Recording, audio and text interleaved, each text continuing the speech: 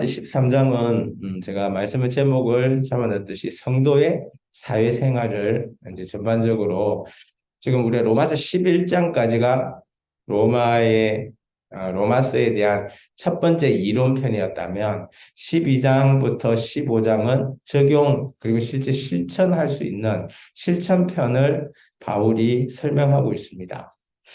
지난주에 12장을 통해서 여러분들은 어떤 것을 봤습니까? 지난주는 우리가 성도들이 이 땅에서 살아갈 때 기본적인 자세 네 가지 중요하다라고 제가 얘기해 드렸죠. 이 세대를 본받지 말고, 그리고 어떤 데지 우리가 변화는 받아들여야 하고, 또 그 변화에 대한 분별도 할 수 있어야 되고, 그리고 우리가 언제나 항상 지혜롭게 생각할 수 있는 이 네 가지의 기본을 통해서 늘 우리가 살아가라 라고 하는 게 기본 자세가 지난주 말씀이에요. 기억나시죠?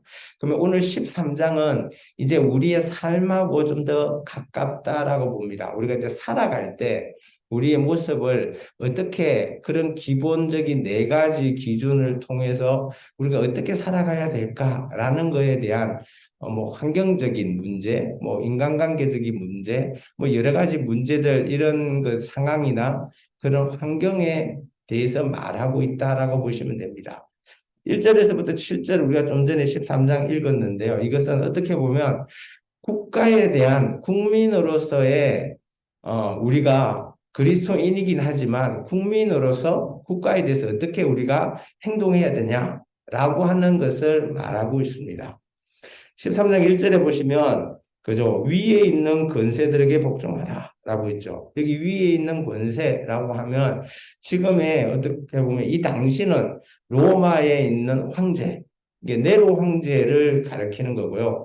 지금 우리에게 적용해 보면 우리나라 같은 경우는 대통령이 최고의 권세자니까 대통령, 그런 대통령에게 우리가 어떻게 우리는 그들과 우리의 관계를 어떻게 우리가 적용하고 생활해 나가야 되냐라는 것을 말하고 있습니다. 바울은 이렇게 얘기하고 있습니다. 그들에게 복종해랍니다. 근데 복종하긴 하는데 네 가지 정도로 구분을 좀 해두는 것 같아요. 복종을 하긴 하지만 뭐 무조건 나라에 복종해야 된다, 충성해야 된다 그런 의미라기보다는 그리스도인으로서 이 정도는 충분히 같이 행동을 해야 된다라는 것을 말하고 있죠. 이건 어떻게 보면 그리스도인보다도 국가의 국민으로서 해야 될 의무 이렇게 좀 보여집니다. 3절에 보시면 그죠? 3절에 보면 선을 행하라라고 되어 있죠. 이것은 이제 국민으로서의 삶도 있지만 그리스도인의 삶의 첫 번째 행동이라고 저는 보여집니다. 뭐 그게 이제 3절의 내용을 보시면 뭐 그죠? 선한 일에 대해서 두려워하지 말고 악한 일 이런 거 권세 잡은 사람들 두려워하지 말고 그래도 너희가 악을 행하지 말고 그래도 선한 일을 행해라 라고 말하고 있죠. 두 번째는 4절에 넣어줘. 악을 행하거든 두려워해랍니다. 혹여나 우리가 어떤 사회생활이나 이 땅에서 살아갈 때 우리도 모르게 악을 행할 수가 있어요. 그럴 때는 우리는 두려워해야 된다는 거죠. 그래서 우리 교회에서는 이런 부분을 회개해야 된다라고 보통 얘기를 하죠. 세 번째는 5절에 나오고 있습니다. 모든 것에 대해서 그죠? 참 어떻게 보면 5절의 말을 보면 국가에 대해서 불만은 많은데 그래도 어떻게 해요? 복종하지 아니할 수 없으므로 진노 때문에 할 게 아니라 양심에 따라 해라 라는 거예요. 물론 국가의 정책이나 우리 국민들에 대한 국가가 잘못된 방향으로 가고 있을 때도 진노나 뭐 복종을 할 수 있는 그런 게 안 된다 할지언정 우리가 한 나라의 국민으로서 양심에 따라 할 것은 하자라는 것을 말하고 있고요. 6절과 7절은 이제 그런 거죠.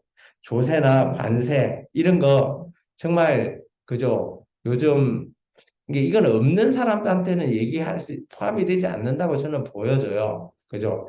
세금 같은 경우도 자발적으로 잘 내라. 근데 이제 많은 부자들 같은 경우는 세금 안 내려고 막 많은 꼼수를 쓰는 그런 거에 대한 말일로 저는 여겨지더라고요. 그래서 네 가지 정도 국가에 대한 국민으로서 해야 될 의무 네 가지.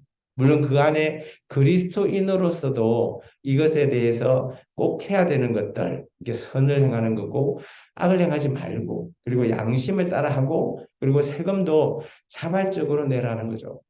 세금에 대한 것은 혹시 우리가 복음서에 기억 떠올리시는 그런 내용 없으신가요? 그죠? 그 가이사 동전을 가지고 와서 동전에 그 당시 로마의 동전에는 그 가이사 황제의 이런 모양으로 잡혀 있는 것이 있어요. 그래서 바리새인인가요? 와서 예수님한테 얘기했죠. 이 세금 하나님께 내야 되나요? 아니면 이 황제에게 내야 되나요? 라는 그런 질문을 했을 때 예수님께서 뭐라 그랬죠? 가이사 거는 가이사에게, 하나님 거는 하나님께 내라. 뭐 그런 의미로 어떻게 보면 바울도 여기 보시면 조세 그리고 뭐 7절에 보면 관세 뭐 이런 것들도 바칠 때 존경하라라고 이런 형태로 자발적으로 좀 잘 내십시오라고 말하고 있는 거예요. 이게 어떻게 보면 우리가 살아가면서 우리가 실제적으로 하고 있는 우리도 세금을 많이 내잖아요. 그죠? 그러니까 당연히 내야 될 의무, 국민으로서 의무를 다하라라고 말하는 겁니다. 그리고 8절부터 10절은 이웃 간의 관계를 어떻게 할 것이냐에 대해서 바울이 제시하고 있습니다. 같이 읽겠습니다. 피차 사랑의 빛 외에는 아무에게든지 아무 빛도 지지 말라. 남을 사랑하는 자는 율법을 다 이루었느니라. 간음하지 말라. 살인하지 말라. 도둑질하지 말라. 탐내지 말라. 한 것과 그 외에 다른 계명이 있을지라도 내 이웃을 내 자신과 같이 사랑하라 하신 그 말씀 가운데 다 들었느니라.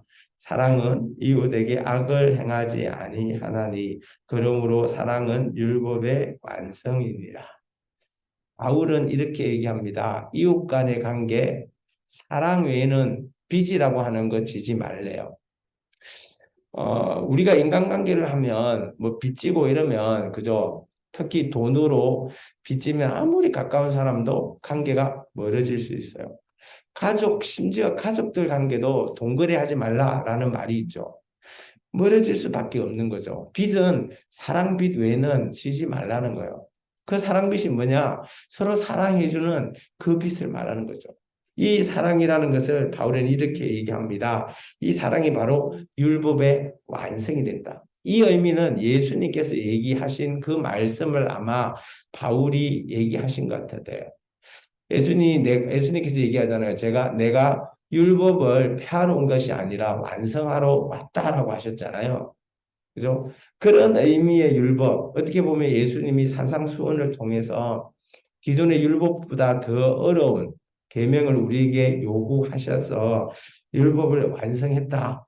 물론 제사제도가 폐하여지고 뭐 일부적으로 부분적으로 폐하여진 것은 있지만 그래도 예수님은 율법의 전체를 폐하러 오신 것이 아니라 율법 전체를 완성하러 오신 분이다라는 의미의 복음서에서 말씀하고 계세요. 근데 오늘 바울도 또한 마찬가지 우리가 사랑이야말로 그죠 빚을 지든 지지 않든 간에 이 사랑은 우리의 율법을 완성시켜 줄 수 있는 그런 것이 바로 사랑이라고 하는 존재다라는 거죠. 사랑이야말로 진짜 솔직히 사랑한다라는 것은 그죠 서로 간에 빚을 질지언정 지어도 어떻게 보면 뭐 이렇게 어떻게 보면 사랑하는 관계에 있어서 그죠 멀어지거나 그러진 않을 거라는 거죠.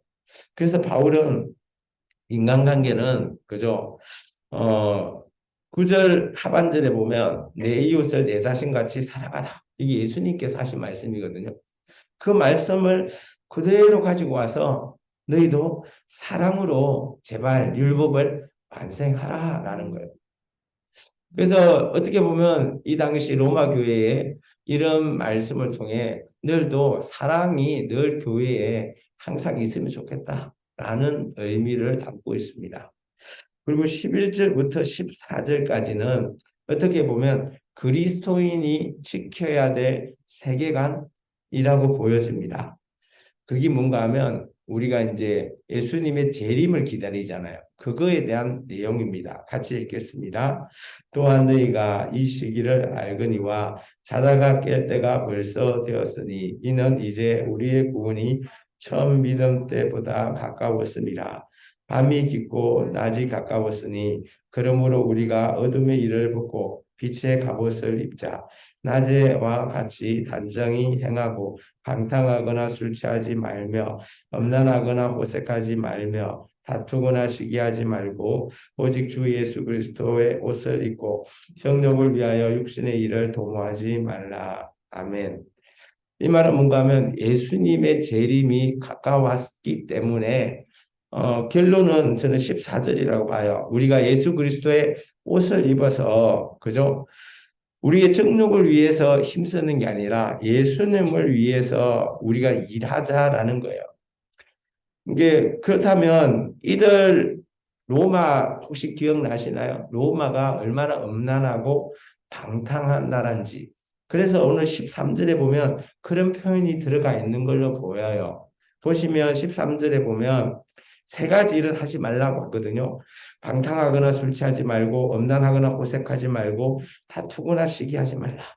이것은 아마 이 당시 로마에서 거의 비일비재하게 늘 일어나는 일일 겁니다. 근데 그리스도인은 이런 거 제발 하지 마라. 그러면서 너희는 언제나 단정해라 라는 겁니다. 아까 말했던 이 세 가지는 바울의 12절 표현으로 하면 어둠의 일이라고 얘기해요. 이게 어둠의 일을 하지 말고 13절처럼 낮에와 같이 이게 빛과 같이 빛이 낮에는 빛이 비치지는 그 모습. 이게 요즘 같으면 우리가 밤이나 낮이나 환하잖아요. 도시는. 근데 잘 생각해 보십시오. 전기가 없는 곳에 밤이면 어때요? 캄캄하죠. 아마 이 로마 이 당시에도 밤에는 지금 우리 시대의 밤을 생각하면 안 될 것 같아요. 정말 캄캄해가지고 밤에는 누가 이렇게 막 술 취하거나 해도 누가 누군지 알지 못했을 거 아니에요. 그렇기 때문에 아마 더 이런 부분들이 더 많이 심하지 않았나 그렇게 보여지는 것 같아요. 근데 바울은 여기서 그죠? 11절에 보시면 너희가 이제 예수님의 그 보면 이제 우리의 구원이 처음 믿을 때보다 가까웠다라고 하잖아요. 이 가까웠다라는 게 재림을 말하고 있습니다. 예수님의 재림. 근데 우리가 조금 생각해 봐야 될 부분은 예수님의 재림이 바울이 이 당시 로마서를 작성하고 보냈을 당시에는 바울은 이렇게 생각하고 있었죠. 아, 내가 땅 끝에 가면 저 서바나에 가게 되면 주님께서 재림하실 것이다. 따라서 나 때 이게 바울이 생전에 살아 있을 때 예수님께서 재림하신다라고 생각하고 로마에 있는 교회에게 이 재림에 대한 내용을 보냈다라고 여러분이 이미 전제로 알고 있어야지만 이 부분이 오해 없이 쉽게 이해가 됩니다. 이 말씀만 봐버리면 재림이 가까웠네. 그러면 우리 때네. 그러면 지금 또 우리 때로 적용해버리면 2022년 우리 때 주님이 재림해. 그러면 우리가 뭐 지금 이 땅에 열심히 살 이유가 뭐 있어? 뭐 이렇게 오해할 수 있다라는 거죠.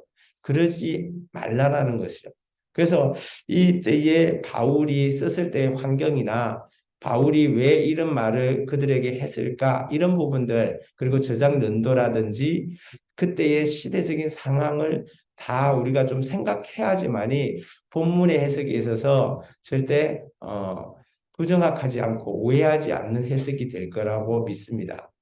어쨌든 간에 바울은 13장에 통해서 국민 한 사람으로서 너희가 로마에 살아있는 너희들이 어떻게 생활해야 되고 너희 이웃에게 너희가 어떻게 행동해야 하며 또한 그리스도인으로서 너희가 가지고 끝까지 가지고 가야 될 그 사명, 세계관, 그게 뭔지, 정체성이 뭔지를 바울이 말하고 있다라는 겁니다.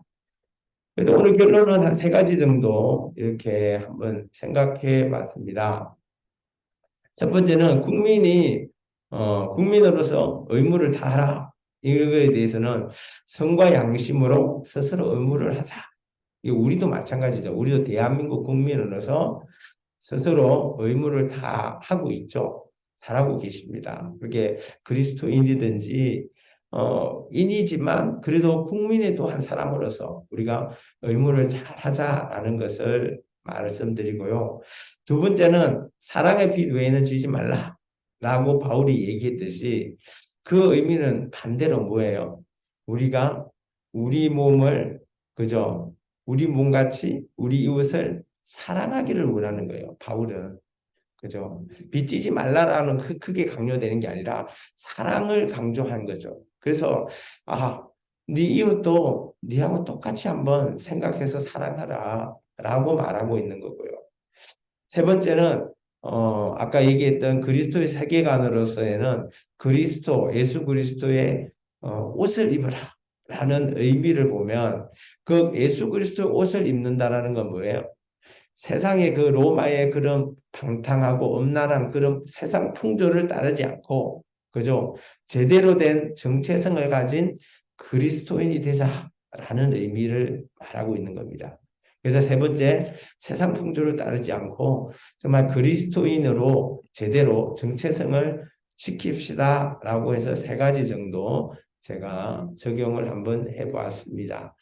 또 한 주간의 또 삶에 있어서 여러분의 삶이 정말 녹록하지는 않겠지만 그래도 이런 삶으로 늘 살아가면서 하나님 앞에 정말 은혜 받고 또 하나님 앞에 칭찬받는 날을 기억하면서 살아가는 저와 여러분이 되기를 주 이름으로 축원합니다.